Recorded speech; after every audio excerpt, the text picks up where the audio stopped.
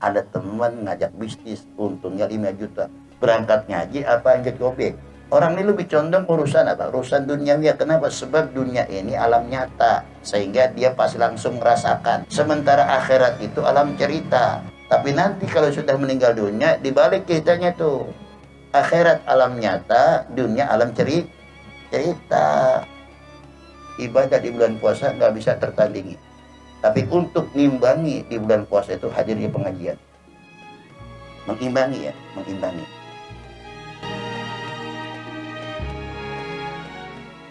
Bapak-bapak, saudara sekalian, melanjuti kajian kita masih membahas masalah kenapa doa kita kok belum ada asarnya, belum kelihatan diterima oleh Allah Subhanahu wa taala.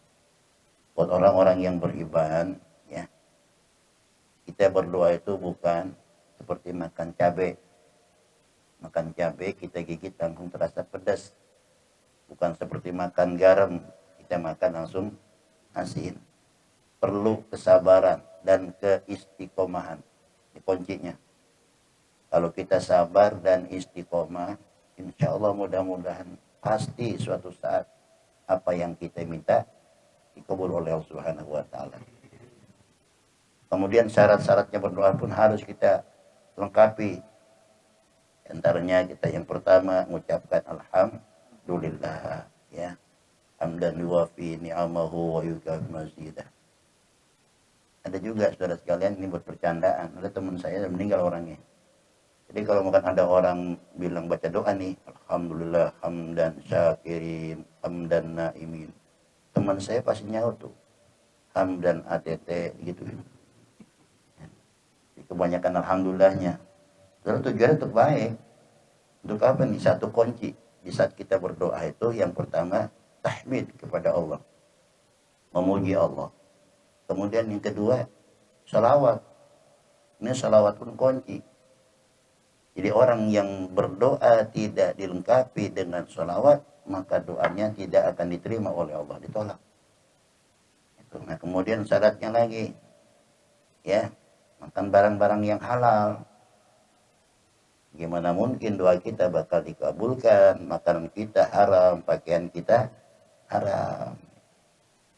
Hanya berbekal husnuzon kita ini kepada Allah, bahwa setiap kita berdoa pasti diterima. Tapi kalau kita sudah merana, ya, ilmu tasawuf banyak persyaratan-persyaratan. Nah, ini secara global yang sudah kita bahas sekian pertemuan.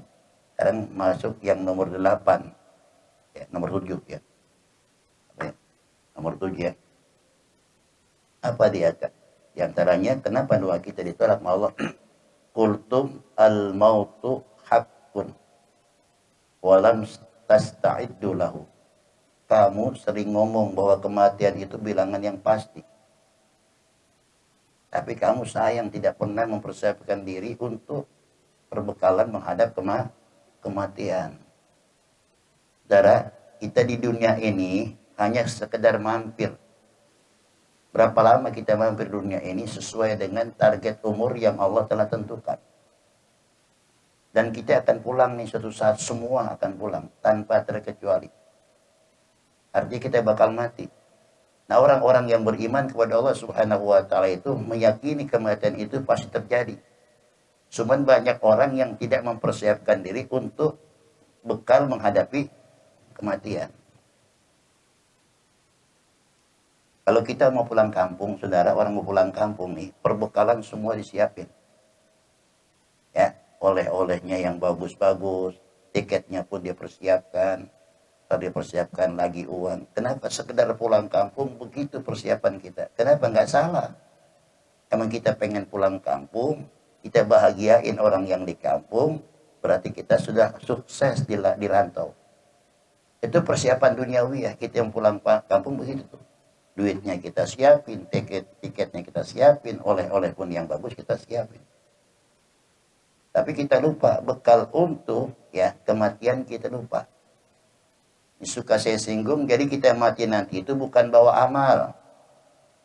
Oh, dunia kita nggak bisa bawa, yang kita bawa amal. Kalau ada amal yang dibawa, kalau enggak, apa yang mau dibawa?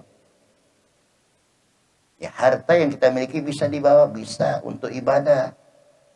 Harta yang kita miliki bagaimana caranya supaya nanti mengantarkan sebuah kematian kita. Kita punya rezeki sedekah ya di tempat-tempat ibadah. Ada orang bangun masjid, kita sedekah dengan harta kita. Bangun madrasah, pesantren, kita sedekah dengan harta kita. Nah, harta itulah yang akan dibawa nanti. Bukan dibawa ya, yang mengantarkan kita.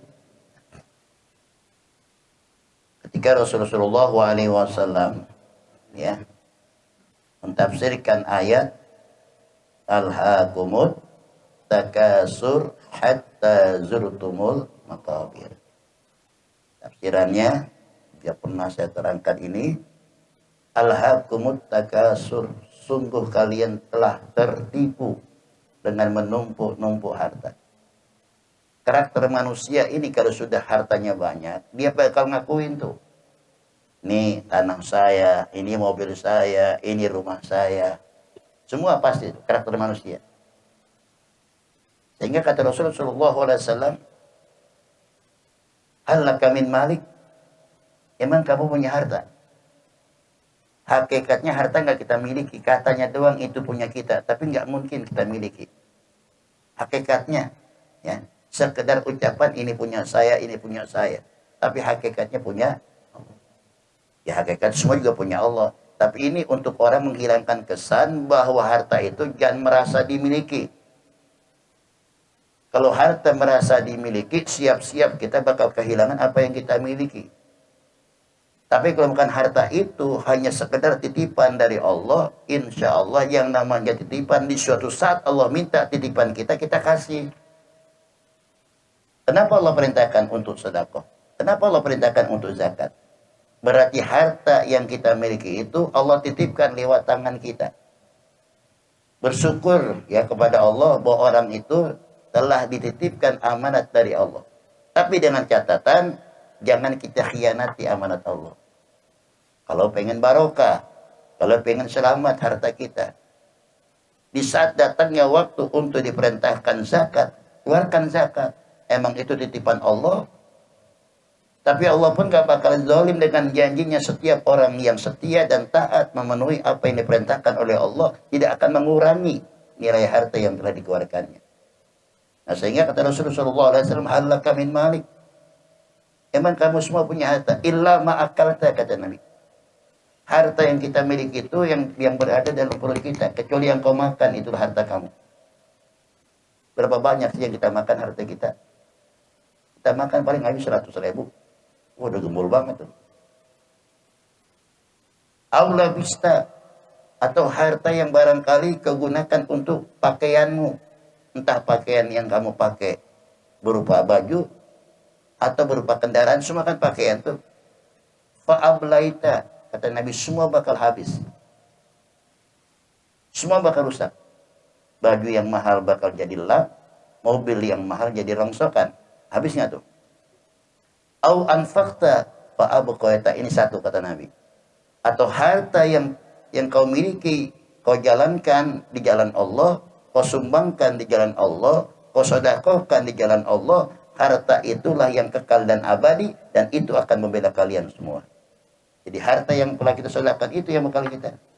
Namun yang kita makan, yang kita punya, yang kita pakai, itu bukan harta yang hakiki. Jadi harta yang hakiki itu apabila kita sedekahkan di jalan Allah, itulah fa'abqaita, kata Nabi.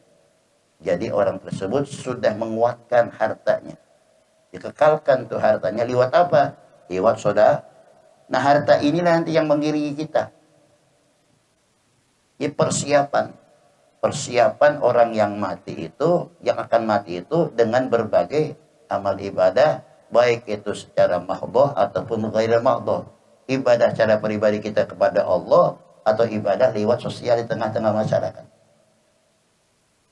Kebaikan yang kita taburkan di tengah-tengah masyarakat, itulah yang nanti akan mengiringi kematian kita. Berbentuk apa, Pak? Ada dua kematian orang yang nyesal nanti. Setelah dia mati, dia nyesal. Yang pertama, ya, teriakan orang-orang yang mati, dia pengen dihidupkan lagi. Yang pertama, ya Allah, kenapa kurang jauh. Apa tuh? Kalau dia tahu, orang tahu, sholat berjamaah itu pahalanya besar. Kenapa enggak yang jauh tempatnya untuk saya langkahkan kaki saya untuk datangi sholat berjamaah? Penyesal nanti itu. Ini orang yang berbuat baik. Yang berbuat baik, dia nyesal. Kenapa? Sebab kebaikan yang ia lakukan itu selama dia hidup, kurang banyak. Kemudian bekal yang dia sesali juga, bekal berupa pahala, kurang banyak. Sedekah. Kalau dia tahu sedekah itu pahalanya besar, kenapa dulu semasa hidup saya nggak sedekahkan harta saya? Sehingga rintihan-rintihan orang yang meninggal dunia itu, laula akhartani ila ajalin qarib fa asaddaqa wa akum minas salihin. Ya Allah, sekiranya kau ulur saya sedikit umur saya akan sedekahkan semua harta yang saya miliki. Kenapa? Sebab dia nyesal pahala sedekah yang ditampakkan oleh Allah begitu besar pahalanya. Kenapa dulu saya nggak sedekah yang banyak harta saya? Sehingga saudara sekalian, kalau orang mati itu dia ngarep-ngarep hidup. Kalau yang hidup bisa nggak ngarep-ngarep mati? Nggak ada. Ya Allah, matiin saya cepat-cepat, ada nggak? Nggak ada. Tapi orang yang sudah mati mengharap hidup lagi dia. Ya Allah, hidupkan saya, ya Allah, hidupkan saya, ya Allah, saya akan melaksanakan ibadah perintahmu, ya Allah, sedekah, sholat, semua. Jadi orang yang mati itu punya penyesalan, itu yang berbuat baik. Apalagi orang yang berbuat tidak baik, tambah nyesel lagi. Satu contoh, saudara sekalian, persiapan kita ini untuk menghadap Allah Subhanahu wa Ta'ala, contoh dah pengajian. Kalau orang tahu nih, yang namanya hadir di pengajian itu pahalanya besar, dia nggak ada waktu kecuali untuk hadir di majelis taklim. Cuman saudara, yang dikatakan pahala nggak kelihatan, sehingga orang itu pora-pora. Tapi kalau duit kelihatan nggak? Kelihatan, pasti dikejar.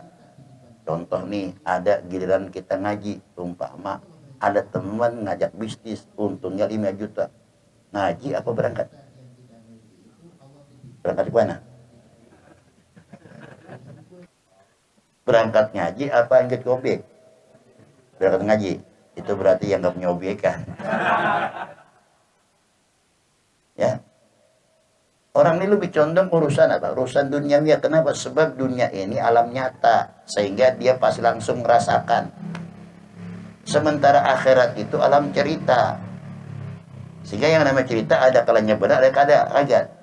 Dikenakan kita orang beriman, walaupun itu alam cerita, kita percaya akhirat itu bakal ada, kematian itu pasti terjadi, walaupun cerita. Tapi nanti kalau sudah meninggal dunia, dibalik ceritanya tuh, akhirat alam nyata, dunia alam cerita. Makanya supaya kita nih balance dua-duanya, alam cerita kita kompletin, alam nyata pun kita jangan sia-siain. Kan gitu. Supaya kita nih bahagia dunia, selamat ya akhirat. Majelis taklim besar pahalanya, ya.